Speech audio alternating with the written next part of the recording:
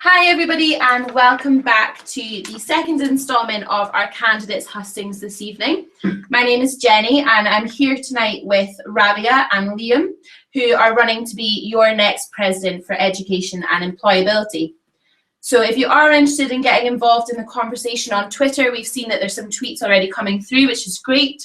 If you would like to ask the candidates questions, use the hashtag AUSA elections, and then that way you can ask the candidates about their policies and their values and why they are running.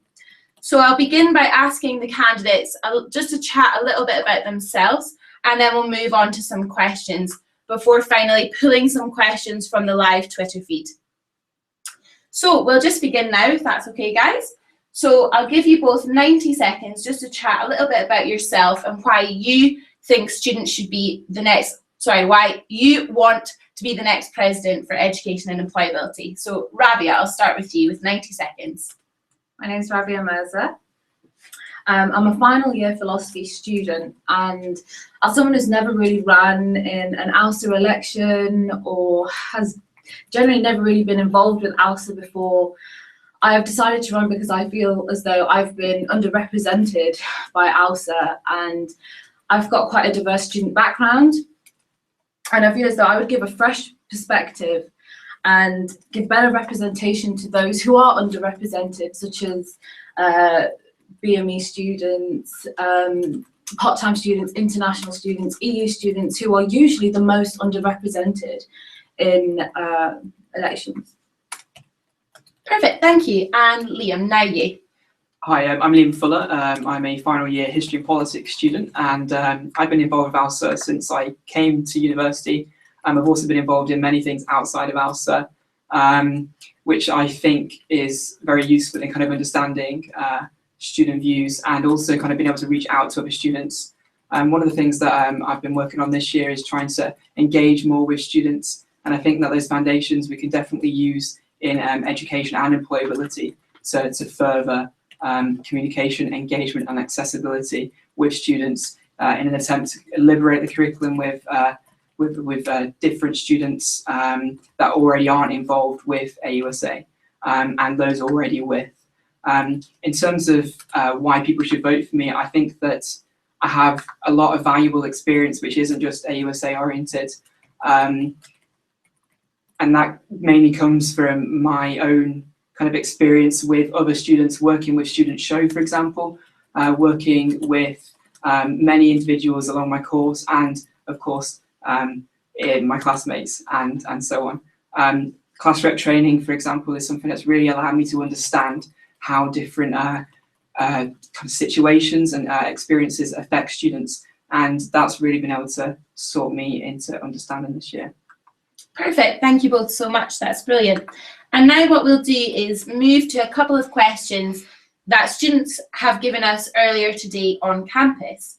So the first questions come from Nala, she's a second year student, and a similar question's actually been asked by Laura on the Twitter feed.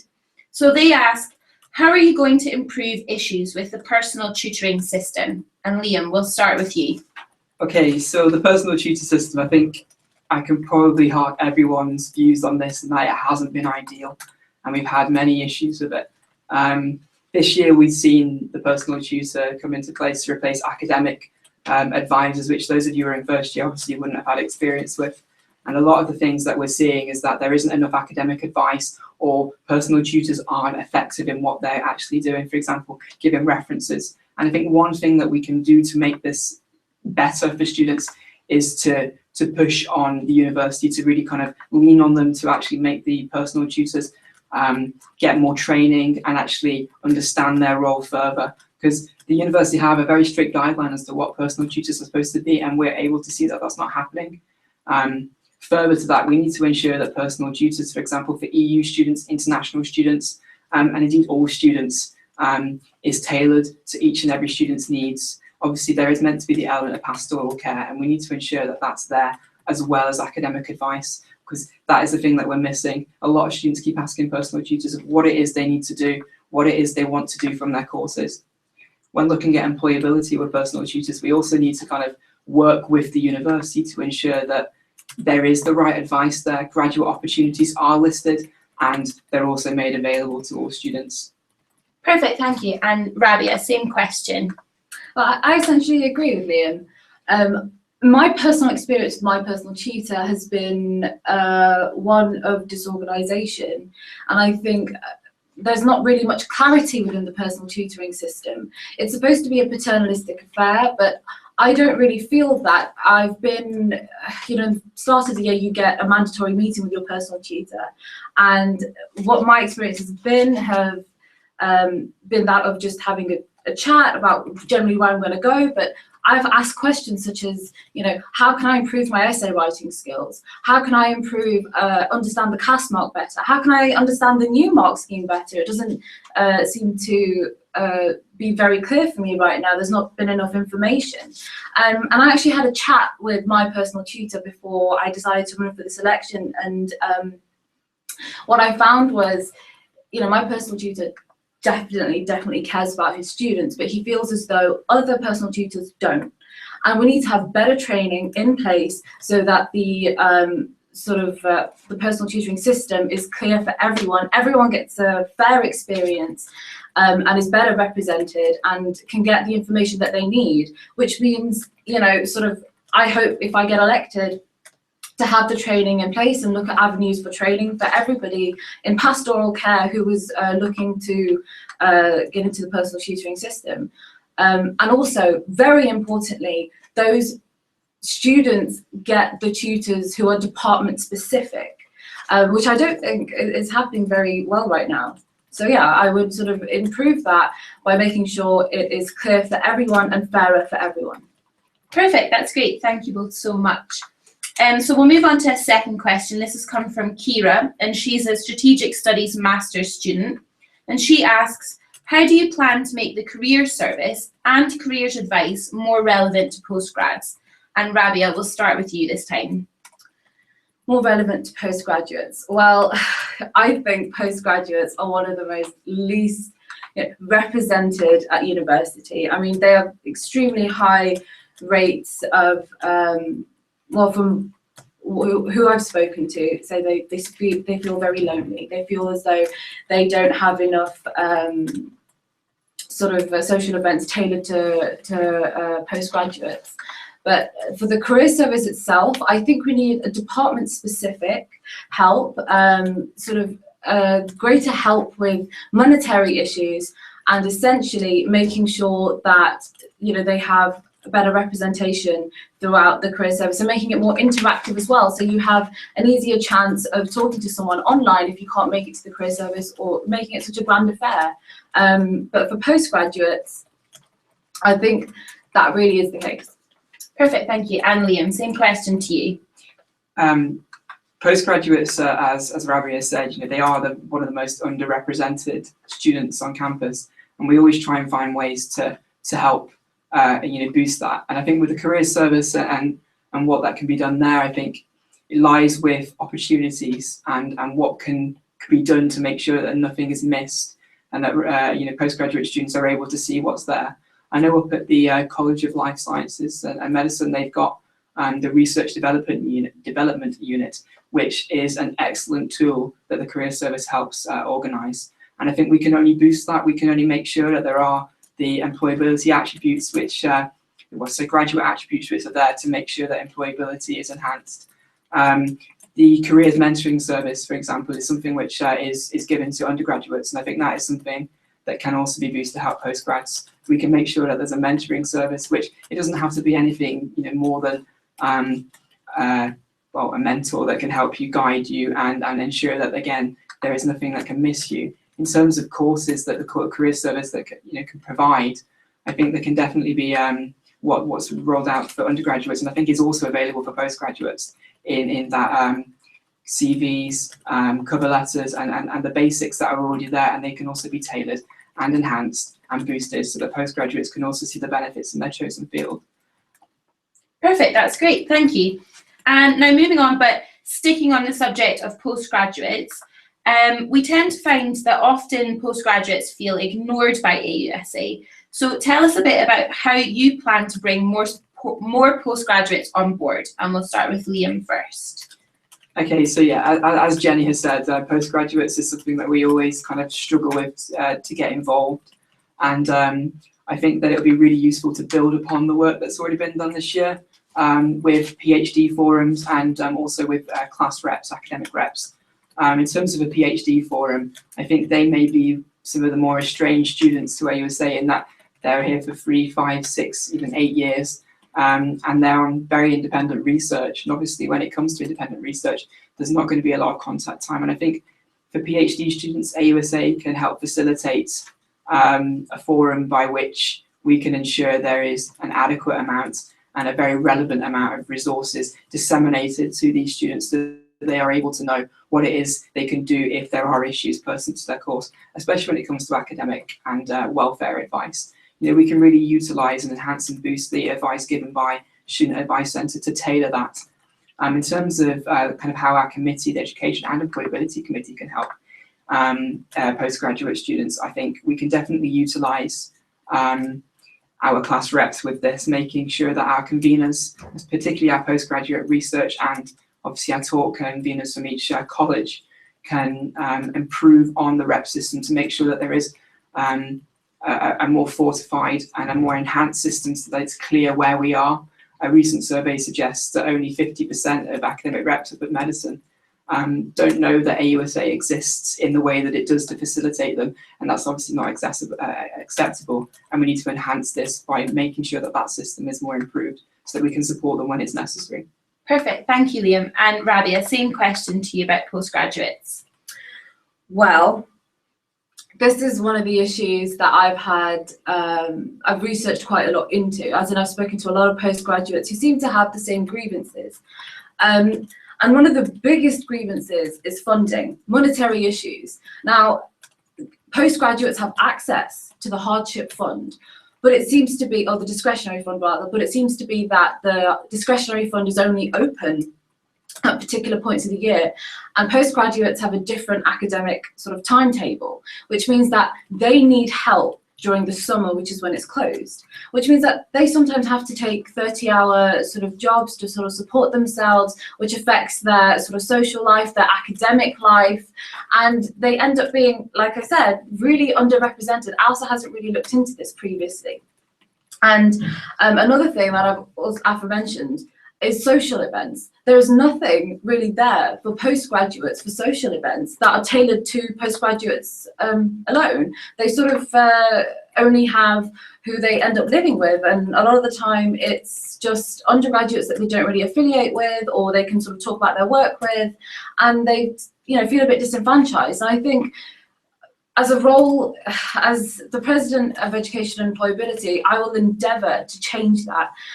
In the coming Freshers Week, I will try and make a sort of social event for the postgraduates who are already here and coming on.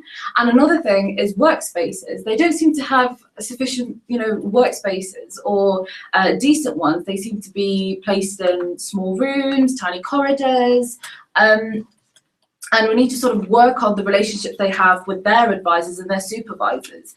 That seems to be overlooked quite often, and they feel quite isolated. So we need to sort of open up the career service to them, open up AUSA events to them, open up the discretionary fund to them, and make it more accessible for them, and make sure that they are properly represented. And in my role, I will definitely endeavour to do that. Perfect, thank you both so much, and thank you for your answers. That's been brilliant. Thank you to all of those that are tweeting in live on the AUSA elections hashtag. We're getting some really great questions and some great conversation going, which is brilliant. So please keep your questions coming. So now what we'll do is we'll move on to the prepped question that both candidates have had a little bit of time to think about in advance. So Rabia, we'll start with you and tell us a little bit about what you see as being the biggest challenge in this role. I think the biggest challenge comes from personal experience with AUSA, and that's being disenfranchised, not taking AUSA seriously, seeing AUSA as an organisation that is full of self-fulfilling candidates who you see them for 3 days in a campaign, but you never see them again. You don't take them seriously because students are too busy with personal issues, with serious issues like financial issues that are impacting their education, and that they don't know that they can come to AUSA for help. I learned that the hard way because I used to work 2 jobs. I'm currently working 2 jobs to fund myself through university, and I had no idea that AUSA could help me with my education, with help with finances, and it's because I never really took them seriously enough. And we need someone to better represent the student body who are so not interested.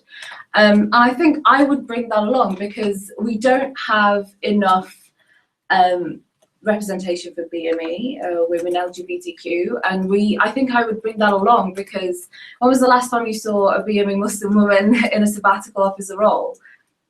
I think it's been a while or never. And I think it's the biggest sort of challenge to this role is getting those students interested, taking AUSA seriously, because it's a union that is there for you, the student. I think that is one of the things that I'm really passionate about and want to bring to this role that I think hasn't been done in a while or hasn't been accessible to the student in a while. Perfect. Thank you very much, Rabia. And Liam, same question to you about what you think the biggest challenge in this role might be. Well, there are many challenges that this role, and indeed, you know, the role of a sabbatical officer in your students' association, you know, that are faced. And I think one of the biggest ones, and it kind of echoes similarly to what Rabia just said, is that it's kind of our communication, our accessibility, and kind of our overall organisation and communication with you as students.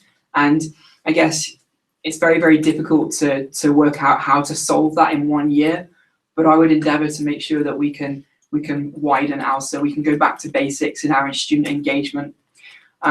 Student engagement is always at the centre of AUSA. That's the whole point of what it's here.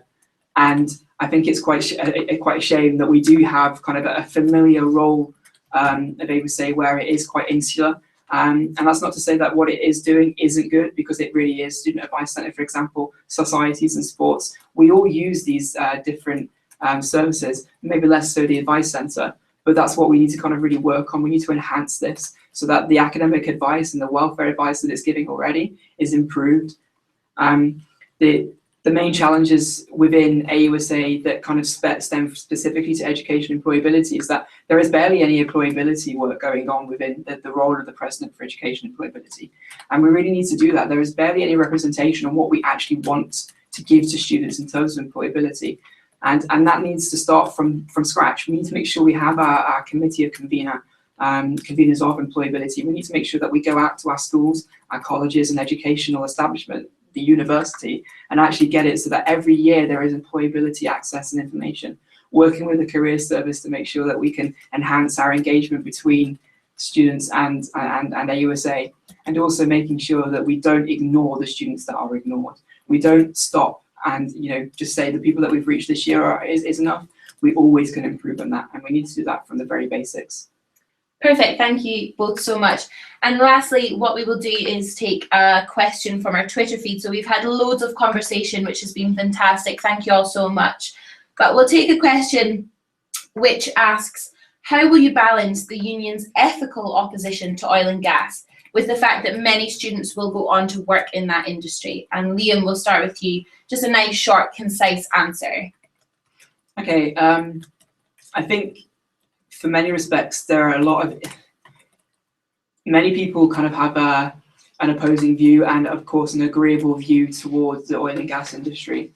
And I think for me personally, I'd have to take a very cautious step between how far I would support a student's role and their own decisions in that, and kind of where the ethics draw a close. And for me personally, I think I would balance it insofar that as long as a student is aware and all of the awareness has gone into that, i.e. the schools are able to propose and give information pertinent to it, that they are aware of kind of, that this is destroying wildlife, etc.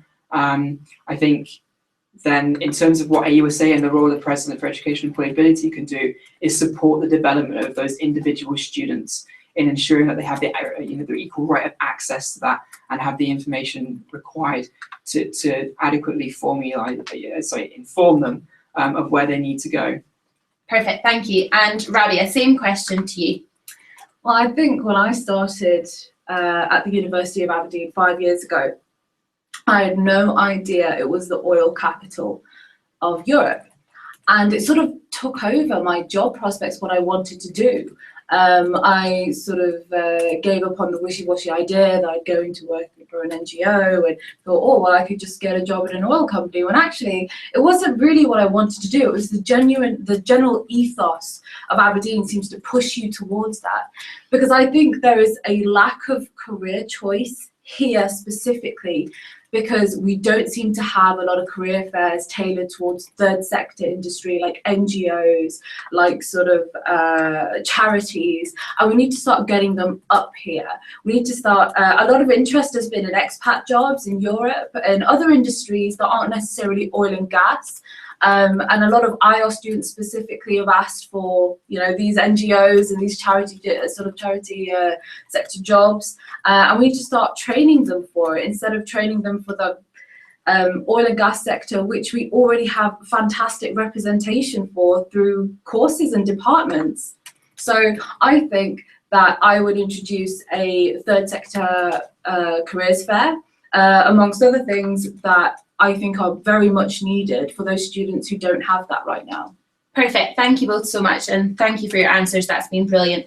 What I'll do now is just ask both candidates to offer a couple of closing remarks about why they should be your next president for employability. So Rabia, we'll start with you, just very short, concise, quick answer as to why students should vote for you. I know that I've been let down by the university. I've struggled with financial issues, with educational issues. I've had to repeat a year because of health reasons, and that's what I encountered, the sort of bureaucracy of university, of AUSA, and I had no idea that AUSA could help me, and I don't want any other students to go through that. It comes from a very serious, passionate point of view that I want to help students. I want to make sure that they don't go through what many students currently go through, high rent prices, having to work 40 hours because their loan doesn't cover anything, the fact that EU students have to work. I think I better represent those who are not currently represented. That's why you should vote for me. Perfect, thank you, Rabia. And Liam, just finally some closing remarks. I think with everyone that kind of runs for these positions, and indeed all students always want an improved experience. And I think we need to kind of go back to basics of how we organise and approach everything, which is why I want to kind of set up a plan to improve education. You can read that in my manifesto. It's basic improvements that can work the way up, and then hopefully institutional improvements can come from that. So basically, I would say that the ideas of forward thinking, accessibility and inclusion would be one of the main reasons why you should vote for me, in that I have the relevant experience, I understand how the university works, and also I don't want to be stuck behind tireless bureaucracy that we're seeing just now. And I think we need a more forward thinking and fast-paced approach. Perfect, thank you both so much. It's been wonderful to talk to you both, and we're really looking forward to the voting. If you are interested in reading both Rabia and Liam's manifestos online, you can do so. Just head to the elections section of the AUSA website. If you would like to ask the candidates more questions on Twitter, you can do so using the hashtag AUSA elections. That's everything from this video right now, but we'll be back in about 5 to 10 minutes time, asking the candidate for student president about her reasons for running as the president. But that's everything from Rabia and Liam right now. Thank you very much for watching, and we'll see you soon.